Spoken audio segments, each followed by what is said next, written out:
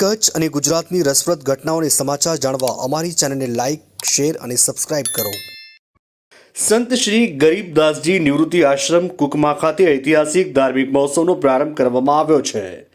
આ વર્ષે આશ્રમનો 125મો સ્થાપના દિવસ સંત શ્રી બ્રહ્મનિષ્ઠ ગરીબદાસજી ગુરુ ઈશ્વર રામજી મહારાજની 70મી પુણ્યતિથિ અને પરમ પૂજ્ય સંત શ્રી ભાણદાસજીથી ગરીબદાસજીની 27મી પુણ્યતિથિ એક સાથે ઉજવાઈ રહી છે. સાથે જ પરમ પૂજ્ય બ્રહ્મલીન સંત શ્રી વાસુદેવદાસજી મહારાજનો ભાદ્રોત્સવ પણ ધામધૂમથી મનાવાશે. મુખ્ય કાર્યક્રમો 9 ડિસેમ્બર 2025 મંગળવાર સવારે 9 વાગે ભવ્ય પોથીયાત્રા અને સવારે 10 વાગે મંગલદીપ પ્રાગટ્ય પધારેલ સંત મહંતોના કર કમળો દ્વારા કરવામાં આવ્યું હતું. શ્રીમદ ભાગવત કથા 9 થી 15 ડિસેમ્બર સુધી સવારે 9 થી 12 અને બપોરે 2:30 વાગ્યાથી સાંજે 5:30 વાગ્યા સુધી રસપાન કરાશે. અને વિશેષ પાવન પ્રસંગો 12 ડિસેમ્બર શુક્રવાર શ્રી કૃષ્ણ જન્મોત્સવ સાંજે 5:30 વાગે ઉજવાશે. 14 ડિસેમ્બર રવિવારે રૂકમણી વિવાહ મહોત્સવ સાંજે 5:15 વાગે મહોત્સવ ઉજવાશે અને 16 ડિસેમ્બર 2025 મંગળવાર ભાદ્રોત્સવ શ્રી નારાયણ યજ્ઞ વિશાળ ભંડારો તથા મહોત્સવની ભવ્ય સમાપ્તિ. મુખ્ય યજમાન પરમ પૂજ્ય મહામંડલેશ્વર 1008 ઓમકારદાસજી મહારાજ તથા મુખ્ય યજમાન એવા સમાજ રત્ન શ્રી વિનોદભાઈ પુરુષોત્તમભાઈ સોલંકી પરિવાર, જૂનાવાસ માધાપર.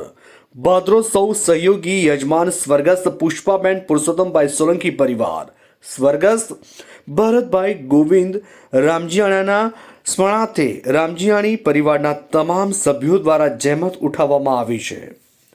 કથા સ્થળ સંત શ્રી ગરીબદાસજી નગર નિવૃત્તિ આશ્રમ કુકમા ભુજ કચ્છ. આશ્રમના ટ્રસ્ટીઓ તથા મહોત્સવ આયોજન સમિતિએ કચ્છ તેમજ ગુજરાતભરના ભાવિક ભક્તોને આ મહોત્સવમાં ઉપસ્થિત રહી સંતોના આશીર્વાદ અને ભાગવત રસનો લાભ લેવા હાર્દિક આમંત્રણ પાઠવ્યું છે. આ ત્રિવાર્ષિક ઐતિહાસિક સંયોગને કારણે આ વર્ષનો મહોત્સવ અત્યંત વિશેષ તેમજ ભવ્ય બનાવવામાં આવ્યો. હજારોની ભક્તોની ઉપસ્થિતિએ 4 ચાંદ લગાવ્યા હતા. મારું નામ મોહનલાલ કુંવરજી ચૌહાણ, આશ્રમનો એક સેવક તરીકે કાર્ય કરી રહ્યો છું.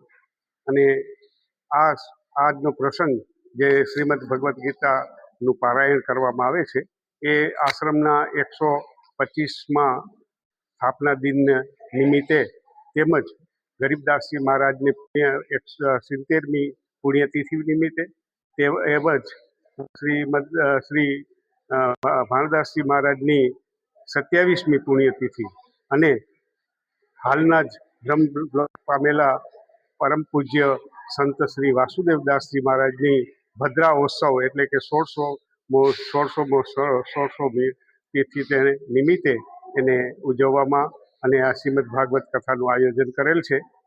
આ આશ્રમને 125 વર્ષ થયા. પરમ પૂજ્ય ગરીબદાસજી મહારાજે એમની સ્થાપના કરી અને ખૂબ જ ભક્તિભાવપૂર્વક તેઓએ ખૂબ દેશાવટ કરી, ખૂબ તીર્થો કર્યા, મહાન સંતોના સાનિધ્યમાં એમને જ્ઞાન મેળવ્યું અને ત્યાર પછી એને અહીં આવીને કુકમામાં સ્થાયી થઈ અને આશ્રમની સ્થાપના કરી. એટલે આ રીતે એને બરાબર 1900ની સાલમાં સ્થાપના કરેલ છે. અને આ આશ્રમની પ્રવૃત્તિઓ જે છે એમાં શરૂઆતથી આખા દિવસમાં સવાર, સાંજ અને બપોર એમ 3 ટાઈમ સત્સંગ, ભજન, કીર્તન થાય છે. એના બધા ભક્તજનો લાભ લે છે. તેમજ આશ્રમ તરફથી દિન દુખિયાઓને અને ગરીબ લોકોને સહાય રૂપે એમને વસ્ત્રદાન તેમજ અન્નદાન અને અનાજ પણ આપવામાં આવે છે. ત્યારે પગરખાં જેવા ચપ્પલ વગેરે પણ આપવામાં આવે જરૂરિયાતમંદોને.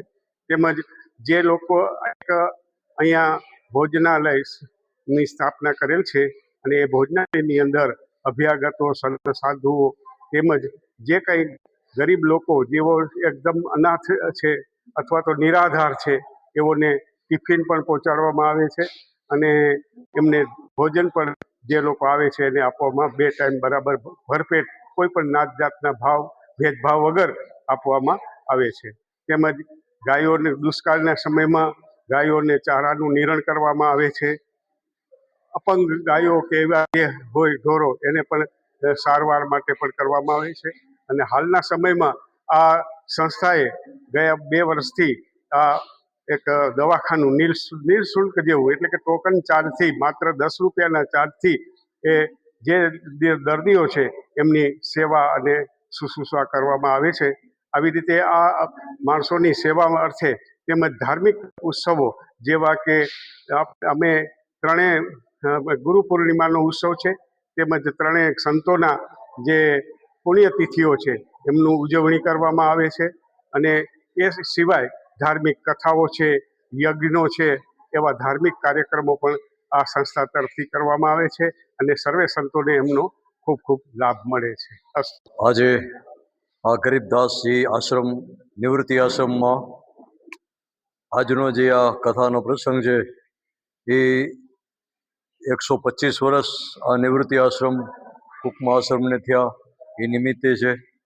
સાથે સાથે આપણે ગરીબદાસજી મહારાજની 70મી પૂર્ણતિથિ છે. તેમજ સાથે સાથે આપણા ભાણદાસજી મહારાજને પણ 87મી પૂર્ણતિથિ, અને સાથે સાથે બ્રહ્મલીન થયેલા હમણાં જે મહંત હતા છે એટલે વાસુદેવદાસજી મહારાજ, એમનો પણ 16 ભંડારો છે. આવા નિમિત્તે આ કથાનું એક આયોજન કરવામાં આવ્યું છે શ્રીમદ ભાગવતનું. અને આ એક ગુરુ પરંપરા છે જે 125 વર્ષથી ચાલી આવે છે, અને 125 વર્ષની ગુરુ પરંપરાની ઉજવણી છે. નિવૃત્તિ આશ્રમ ગરીબદાસજી આશ્રમની રીતે છે, કારણ કે જ્યારે પહેલા મંત ગરીબદાસજી મહારાજ થઈ ગયા, જેમણે બીજ રોપીને આશ્રમનું નિવૃત્તિ આશ્રમ કરવામાં આવ્યો, અને ધીમે ધીમે કરતો વિશાળ એક બીજ રોપીને અત્યારે વિશાળ વટવૃક્ષ બની ગયું છે. અને આજે 125 વર્ષ ગુરુ પરંપરા અવિરત ચાલુ રહે છે. અને અહીંયા એના જે હરિભક્તો છે, કે જે એના અનુયાયીઓ છે, કે જે ટ્રસ્ટી ગણો છે, અહીંયાનો જે વહીવટ છે એ બધો સાત્વિક છે.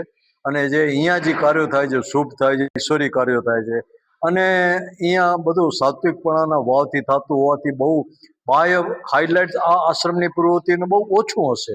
કારણ કે આશ્રમ જે સાત્વિકતાથી છે એટલે બહુ કોઈ આનું કોઈ મીડિયા કે જાહેરાત કે આ કે તે કે નથી કરવામાં આવતું. પણ એક ગુરુ પરંપરા અવિરત ચાલુ છે, ને એનો લાભ બધા જે અનુયાયીઓ છે, જેના એના ભક્તો છે, કે જેના એના ગોઠી છે, એને ખૂબ આનો લાભ મળે છે. તો આવું સુંદર મજાનું આ આશ્રમ, અને આશ્રમની સાથે સાથે સેવાકીય પ્રવૃત્તિ પણ ઘણી બધી થાય છે. જેવી રીતે ભોજનશાળા ચાલુ છે, અહીંયા મેડિકલનું પણ ચાલુ છે, દવાખાનું, કે જ્યાં અહીંયા દર્દીઓને ફ્રી ઓફમાં, મતલબ કે ઓછા ચાર્જની અંદર ખૂબ સારી એવી સાત્વિક પ્રાથમિક સારવાર અહીંયાથી, તાવ શરદી ઉધરસ કે એવું બાટલા ચડાવ કે નબળાઈ હોય તો પ્રાથમિક સારવાર અહીંયાથી થઈ જાય છે. ગરીબ માણસો માટે ખૂબ લાભદાયી છે. સાથે સાથે છાશ કેન્દ્ર છે, મહિને એક વખત ગરીબોને રાશન આપવામાં આવે છે. ભોજનશાળા ચાલુ છે.